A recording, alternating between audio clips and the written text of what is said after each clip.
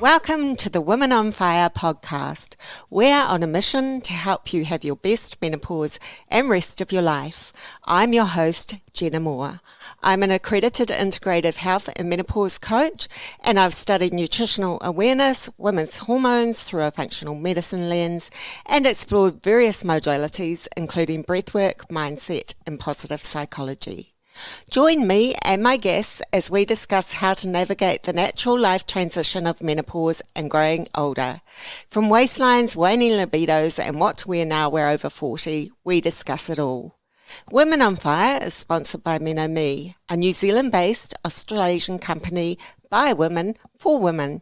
MenoMe specialises in scientifically validated all-natural supplements so you can experience freedom in menopause. On this episode of Women on Fire, we're talking about perimenopause, or the period of transition as you lead up to menopause. I tend to call it Peri. A lot of us call it Peri. I don't know if fondly would be the right word, but it's a little bit of an acronym for it. Basically, Peri means around or near, and menopause refers to the end of menstruation or your periods. And it lasts on average 4 years, or it can go on for over a decade. We take averages here because every woman is so different. A lot of women haven't even heard of Peri, but it's a key part of the menopause journey to be aware of because it's the lead up and it's when most symptoms occur. So Peri is the time when sex hormones such as estrogen and progesterone and testosterone start to lower. In fact, progesterone levels can start to lower at about age 35. You probably wouldn't notice it too much then, but this is essentially the very beginning of perimenopause. Progesterone is a very calming hormone. I call it, and so do some other people in the wellness field, nature's Valium. So you may find yourself being a little bit more moody or maybe a little bit more not sleeping 100%, but it'll be very subtle. You wouldn't notice it a lot.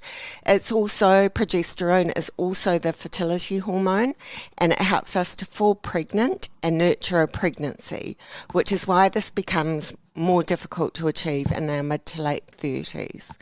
Then as you get later into your 30s and early 40s, noticeable changes in your periods can occur. They can get shorter or longer, heavier or lighter, sometimes a lot heavier. They may even get painful, but they don't stop. You still bleed, but perhaps not as regularly. These changes are really the hallmark of Peri, or the first signs of Peri, the changes to your period. Then estrogen starts to decline as well, but it doesn't do it in such a linear way as progesterone does. It tends to go high and low and go on a bit of a rollercoaster ride, which is why we get so many of the symptoms of Peri that women struggle with. And these symptoms can be both physical, mental and emotional because we have estrogen receptors all over our body, including in our brain and our gut. So our nervous system is impacted, our brain is impacted, it's about our entire bodies. So we'll talk about those symptoms a little bit more in a minute. It's important to note how you experience Peri is individual. There is definitely no one size fits all. Everyone's experience is going to be different. Some women barely notice. They don't get a blip on their radar. Hot flush, what's that? And they wonder what all the fuss is about. However, 80% of women do experience symptoms. For about 60%, that's moderate. But for 20%, that is severe and it can disrupt their lives. So there are a huge amount of symptoms. We'll just look at a few here, perhaps some of the most common ones. Surprisingly to some people, all of a sudden you might find you get allergies that you've never had before. That can be due to your changing hormones. Anxiety, if you've never experienced anxiety before, it can raise its head now. Bloating is another one because our digestive system changes, goes through some shifts, so bloating can be there. Also, hand in hand with that, and certainly not for everyone, you can experience diarrhea or perhaps bloating or gas. Burning mouth syndrome's another one. Changes in body odour, changes in the smell of your pee. Depression, dizzy spells. A lot of people put dizzy spells down to low blood pressure, but it is actually quite a common sign of perimenopause. Fatigue and tiredness, and actually chronic fatigue has had some links with perimenopause now too. Headaches and migraines, heart palpitations or panic attacks, and there are things you can do about those. Hair loss and hair thinning, hot flushes, incontinence, or to be more specific, urinary incontinence, and that can be stress or urge incontinence.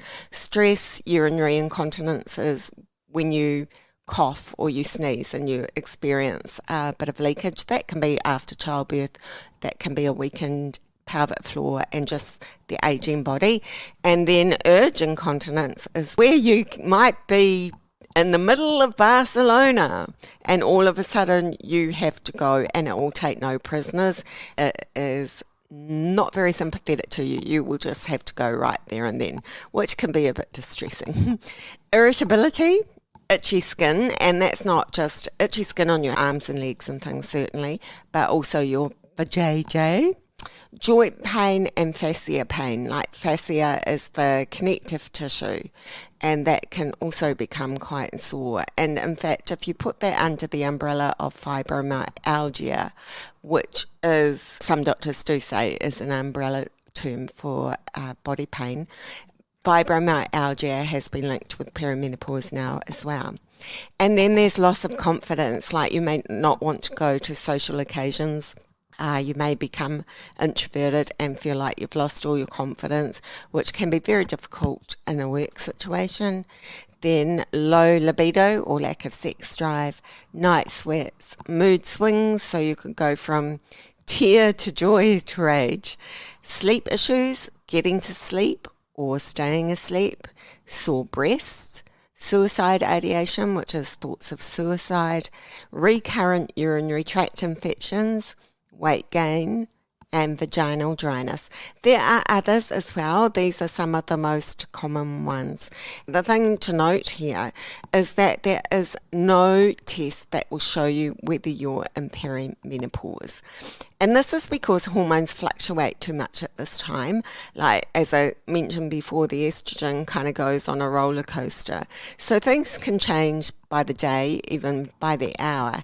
So generally the best advice is to track your systems and try and get a diagnosis from there. This is what the menopause societies will tell you as well, and the Australasian Menopause Society actually has a symptom tracker for GPs on their website that they can download. So overall, it can be a confusing, overwhelming and challenging time. But the good news is there's a lot you can do to help work with these symptoms and feel better again. And please, if you're struggling, reach out because we're here to help. Don't try and wrestle with things alone. We are here for you every step of the way. So do get in touch, or if you have questions, DM at MenoMe100 on Facebook or Instagram, and we'll happily answer them for you. I hope this episode has been helpful, and remember that you are not alone on this journey. If you'd like more information about perimenopause, we've got a lot on our website at www.MenoMe, that's Meno, short for menopause, and me for you, menome.co.nz.